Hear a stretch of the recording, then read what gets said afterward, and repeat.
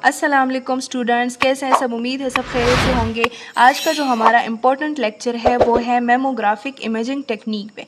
इस लेक्चर में हम पढ़ेंगे कि हमारे पास जो मेमोग्राफिक इमेजिंग टेक्निक है उसमें हमारे पास कौन कौन से इक्विपमेंट्स यूज़ होते हैं और उन इक्विपमेंट्स के बेस पे मेमोग्राफी किस तरह डिफ्रेंशिएट होती है from the other general radiographic techniques. ठीक है, इस जो है हमारे पास जो इक्विपमेंट्स इंक्लूड है in the mammographic imaging technique वो है high voltage generator, target, focal spot size जो बेसिकली एनोड होता है, filtration, heel effect, compression, grids and last में हम पढ़ेंगे ऑटोमेटिक एक्सपोजर कंट्रोल। ठीक है, तो आज हमारा जो टॉपिक है वो है हाई वोल्टेज जनरेटर पे एंड टारगेट पे। ठीक है, तो चले स्टार्ट करते हैं अपना लेक्चर। फर्स्ट नंबर पे हमारे पास है हाई वोल्टेज जनरेटर। ठीक है, अब हाई वोल्टेज जनरेटर का हमारे पास असल में मतलब क्या है कि ये हमारे पास एक इमेजिंग सिस्टम को जनरेट करता है। ठीक है, ये हमारे पास कंट्रोल करेगा 3-4 चीज़ों को। एक तो ये है कि वोल्टेज को, ठीक है, करंट को, फ्रीक्वेंसी को एंड मोस्ट इम्पोर्टेंट करंट के डायरेक्शन को। सही है, और ये हमारे पास हाई वोल्टेज जनरेटर एक डिवाइस नहीं होता बल्कि ये हमारे पास एक फुल सेटअप होता है। और सेटअप हमारे पास 3 पार्ट्स आप कह सकते हैं, 3 पार्ट्स का हमारे पास या 3 सेक्शन का हमारे पास ये एक सेटअप होता है। एक होता है इसमें हाई वोल्टेज ट्रांसफॉर्मर, ठीक है। दूसरे नंबर पे होता है filament transformer and the third one is rectifier. ठीक है, हाई वोल्टेज ट्रांसफार्मर क्या करेगा, ये हमारे पास केवीपी को कंट्रोल करेगा, फिलामेंट ट्रांसफार्मर हमारे पास एमएस को कंट्रोल करेगा एंड रेक्टिफायर क्या करेगा, वो हमारे पास जो हमारे पास एसी करंट आ रहा है ना उसको हमारे पास कन्वर्ट करेगा इनटू डीसी करंट। ठीक है, तो अब पढ़ते हैं कि हमारे पास जो हाई वोल्टेज जनरेटर है, ये तो हाई वोल्टेज जनरेटर के पार्ट्स हो गए। अब पढ़ते हैं कि हाई वोल्टेज जनरेटर जो है ना इसके हमारे पास कितने टाइप्स हैं। तो बेसिकली हमारे पास इनके 3 टाइप्स हैं। एक हमारे पास है सिंगल फेज मेमोग्राफिक जनरेटर, ठीक है। दूसरे नंबर पे है 3 phase mammographic generator and the third one जो सबसे मोस्ट इम्पॉर्टेंट है वो है हाई फ्रीक्वेंसी जनरेटर। ठीक है, मोस्ट फ्रीक्वेंटली जो है ना हम ये वाला यूज़ करते हैं। क्यों यूज़ करते हैं? 3 वजहों की वजह से हम ये जो है यूज़ करते हैं। एक तो ये है कि ये हमारे पास लेस एक्सपेंसिव है, ठीक है, एंड द सेकेंड वन ये हमारे पास क्या है, स्मॉलर है, कहीं भी इसको हम एडजस्ट कर सकते हैं। थर्ड वन हमारे पास ये फ्रीक्वेंसी को हाई करता है। कितना हाई करता है? 5 से 10 किलो हर्ट्ज़ तक ये हमारे पास फ्रीक्वेंसी को हाई कर सकता है और हमें चाहिए हाई फ्रीक्वेंसी वोल्टेज, ठीक है, फॉर मेमोग्राफिक इमेजिंग सिस्टम। अब इसके बाद पढ़ते हैं, हमने पढ़ा कि इसमें हमारे पास 3 पार्ट्स होते हैं। एक हमारे पास है high voltage transformer, second filament transformer और द थर्ड रेक्टिफायर है, ठीक है। तो पढ़ते हैं इनका सेटअप। पहले हमारे पास इस तरह होता है कि ऑटो ट्रांसफार्मर हमारे पास लगा हुआ होता है आउटसाइड द इमेजिंग सिस्टम, ठीक है। ऑटो ट्रांसफार्मर हमारे पास क्या करता है कि ये हमारे पास प्रिसाइज वोल्टेज प्रोवाइड कर रहा है 2 दूसरे ट्रांसफार्मर को। एक है हमारे पास हाई वोल्टेज ट्रांसफार्मर और दूसरा हमारे पास है फिलामेंट ट्रांसफार्मर, ठीक है। इनको क्या करता है? वोल्टेज प्रोवाइड कर रहा है। ये हमारे पास है एक एक्सटर्नल सप्लाई आप कह सकते हो इन्हें, ठीक है, ऑटो ट्रांसफार्मर। अब इनको वोल्टेज प्रोवाइड कर दी है, अब ये अपना अपना काम करेंगे, ठीक है।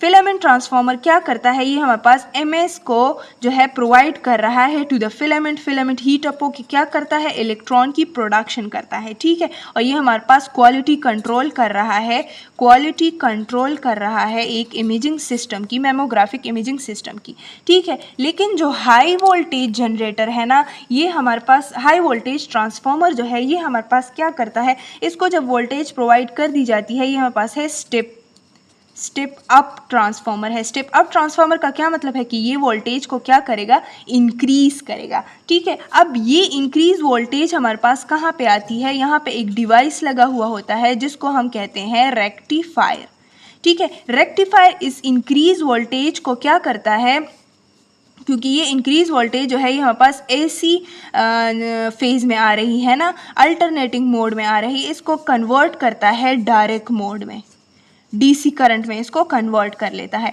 अब ये जो हमारे पास DC में कन्वर्ट हो जाता है, उसके बाद ये जाता है टू द इन्वर्टर। इन्वर्टर क्या करता है, इसी का जो है फ्रीक्वेंसी हाई करता है, फ्रीक्वेंसी या एम्पलीट्यूड इसका क्या करता है, इंक्रीज करता है। ठीक है, उसके बाद हमारे पास ये चला जाता है टू द कैपेसिटर। कैपेसिटर क्या करता है, कैपेसिटर इसी जो DC करंट हमारे पास प्रोड्यूस हुआ है इसी को हमारे पास क्या करता है, स्मूथ फेज में लेके, अगर इसका हम ग्राफ ड्रा करें तो इस तरह स्मूथ फेज में इसको लेके आता है। कौन, कैपेसिटर से ये, तो ये हमारे पास असल में करंट को क्या करता है, स्मूथ करता है। ठीक है, अब आपकी बुक में एक लफ्ज़ यूज़ हुआ है वो है वोल्टेज रिपल। असल में वोल्टेज रिपल क्या है, ये हमारे पास डिफाइन कर रहा है इफिशिएंसी ऑफ जनरेटर की। किस तरह के हमारे पास ये जो वोल्टेज रिपल है ना, ये असल में कहते हैं कि हमारे पास जो फ्लक्चुएशंस हो रही है ना, fluctuations in output voltage of a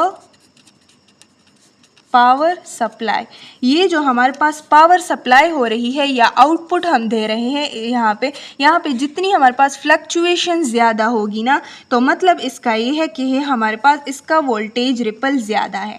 ठीक है, तो हमें चाहिए कि हम वोल्टेज रिपल कम से कम रखें ताकि हमारे पास फ्लक्चुएशंस जो है वो कम हो जाए। जब फ्लक्चुएशंस हमारे पास कम हो जाएंगी तो मतलब कि क्वालिटी क्या होगी, हमारे पास क्वालिटी अच्छी होगी कि किसी भी इमेजिंग सिस्टम की। ठीक है, तो हम पढ़ते हैं कि जो मेमोग्राफिक इमेजिंग टेक्निक होती है उसमें हमारे पास वोल्टेज रिपल सिर्फ 1% होता है या लेस देन 1% होता है, मतलब बहुत कम होता है, जिसकी वजह से फ्लक्चुएशंस कम होती है और क्वालिटी हमारे पास अच्छी होती है। और ये भी याद रखिए कि जो हमारे पास फ्लक्चुएशंस इसमें कम होती है या वोल्टेज रिपल हमारे पास कम होता है, ये सारा इन सिस्टम की वजह से होता है। रेक्टिफायर को चला जाता है, रेक्टिफायर से इन्वर्टर तक चला जाता है और फिर कैपेसिटर इसको स्मूथ करता है। तो ये सारे फ्लक्चुएशंस यहाँ पे जो अकर हो रहे हैं ये यहाँ पे स्मूथ हो रहे हैं, तो मतलब कि ये सारे फ्लक्चुएशंस इसी सिस्टम की वजह से रिमूव होते जा रहे हैं। ठीक है, तो ये था हाई फ्रीक्वेंसी जनरेटर या हाई वोल्टेज जनरेटर के हवाले से। दूसरा हम पढ़ते हैं अपना टारगेट का। दूसरा अगर हम टारगेट पे आ जाए, टारगेट कंपोजिशन पे, तो मेमोग्राफिक इमेजिंग टेक्निक में हमारे पास 3 टाइप्स ऑफ टारगेट यूज़ होते हैं। एक हमारे पास है टंगस्टन, ठीक है, दूसरा हमारे पास है मोलिब्डेनम और तीसरा हमारे पास है रोडियम। टंगस्टन का आप एटॉमिक नंबर याद रखें 74, मोलिब्डेनम का 42 और रोडियम का 45, क्योंकि इसी एटॉमिक नंबर के बेस पे हम एक्सरेज एनर्जी को सेलेक्ट करते हैं। ठीक है, अब हम इसमें इम्पोर्टेंट पॉइंट ये पढ़ते हैं कि जो हमारे पास ब्रेस्ट पेनिट्रेशन है ना, ब्रेस्ट पेनिट्रेशन, उसके लिए हमारे पास करेक्टरिस्टिक एक्सरेज होनी चाहिए। ठीक है, एक हमारे पास होती है करेक्टरिस्टिक एक्सरेज और दूसरी होती है ब्रिमस्टलॉन्ग एक्सरेज। ठीक है, करेक्टरिस्टिक एक्सरेज हमारे पास इनकी एनर्जी फिक्स्ड होती है। ठीक है, और ये हमारे पास प्रोड्यूस होते हैं या तो के शेल इंटरेक्शन से या हमारे पास एल शेल इंटरेक्शन से। ठीक है, और ब्रिमस्टलॉन्ग सिर्फ हमारे पास एक डिविएशन है, इसमें हमारे पास फिक्स्ड एनर्जीज़ की नहीं होती, कम एनर्जीज़ की भी हो सकते हैं, हाई एनर्जीज़ की भी हो सकते हैं। ठीक है, लेकिन ब्रेस्ट पेनिट्रेशन के लिए हम कहते हैं कि करेक्टरिस्टिक एक्सरेज हमारे पास होनी चाहिए और उनकी रेंज होगी 17 to 24 किलो इलेक्ट्रॉन वोल्ट। ठीक है, उनकी जो है रेंज हमारे पास इतनी होनी चाहिए। अब इसी रेंज में हमारे पास जो किलो इलेक्ट्रॉन वोल्ट की एनर्जी या इतनी एक्सरेज प्रोड्यूस होंगे वो पेनिट्रेट करेंगे ऑन द ब्रेस्ट, लेकिन जो इससे ज़्यादा या इससे कम होंगी तो वो हमारे पास ब्रेस्ट में पेनिट्रेशन नहीं करेंगे और कोई जो है इमेज फॉर्मेशन हमारे पास नहीं करेंगे। ठीक है, अब फर्स्ट नंबर हम पढ़ते हैं अपने टंगस्टन को। ठीक है, फॉर एग्ज़ाम्पल हमने टंगस्टन यूज़ किया इन ब्रेस्ट इमेजिंग सिस्टम और उसको हमने दी 30 kVp। ठीक है। अब 30 kVp पे उसने क्या किया कि हमारे पास एक्सेस की प्रोडक्शन वो कर रहा है, लेकिन 12 किलो इलेक्ट्रॉन वोल्ट पे हमारे पास उसने एक करेक्टरिस्टिक एक्सरेज दी। ठीक है, करेक्टरिस्टिक एक्सरे दी 30 kVp तक।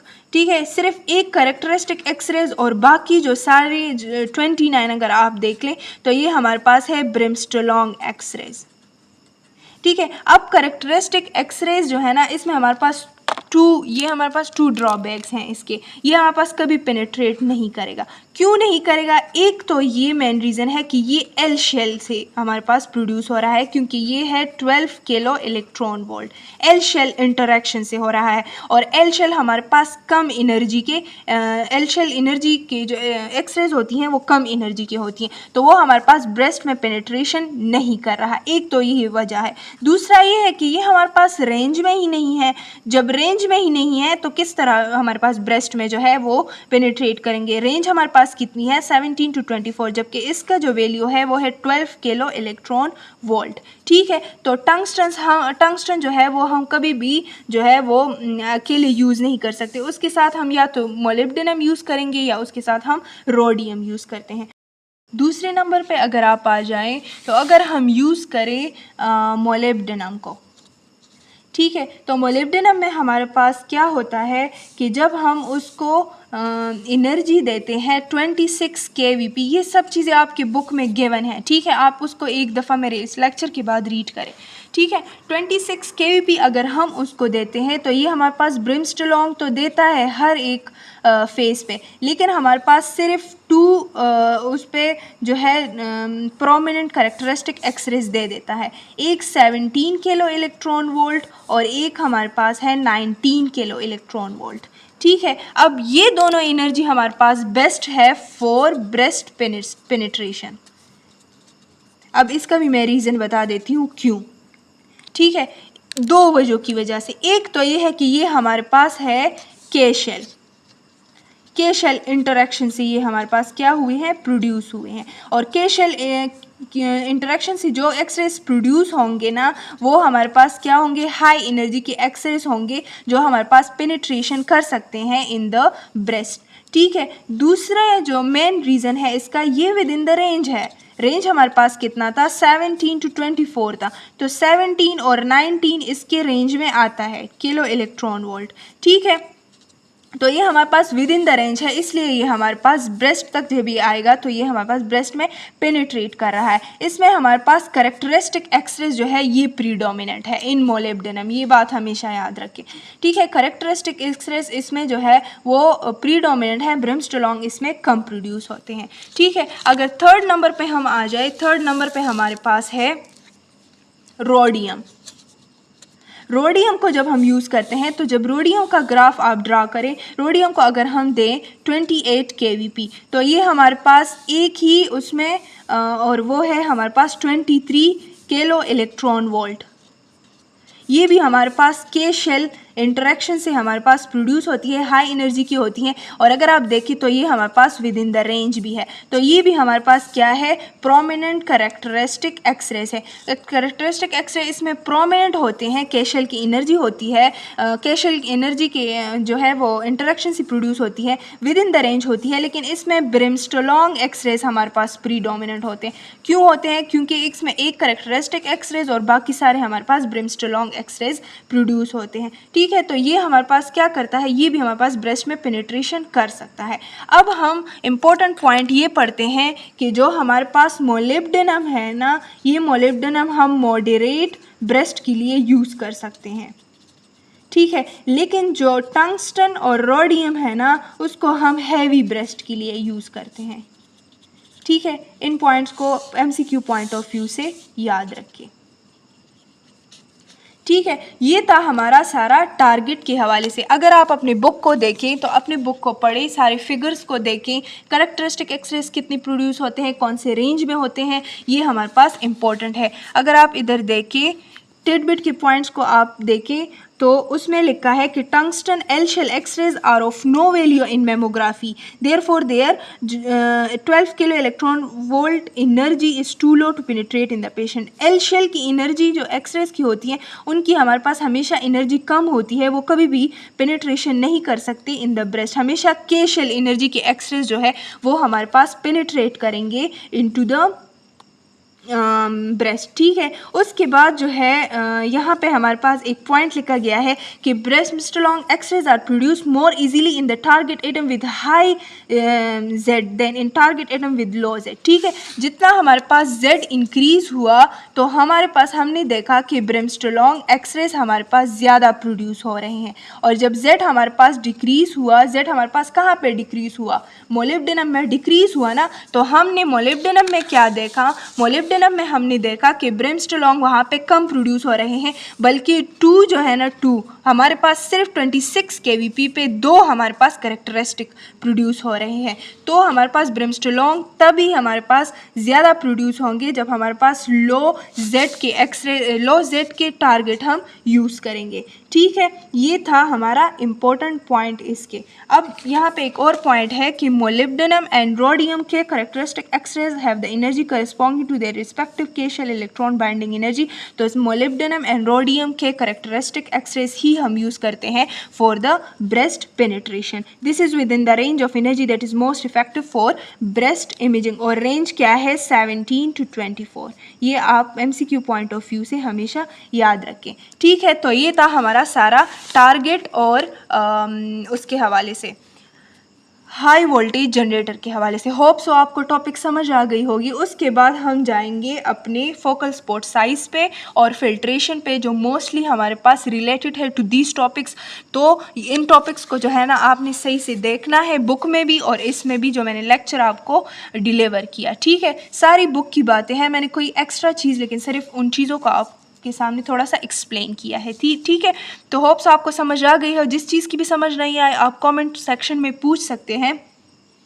ठीक है, इसके बाद हम दूसरे टॉपिक्स को कंटिन्यू करेंगे। तब तक अपना बहुत सारा ख्याल रखिएगा, दुआ में याद रखिएगा। अल्लाह हाफ़िज़।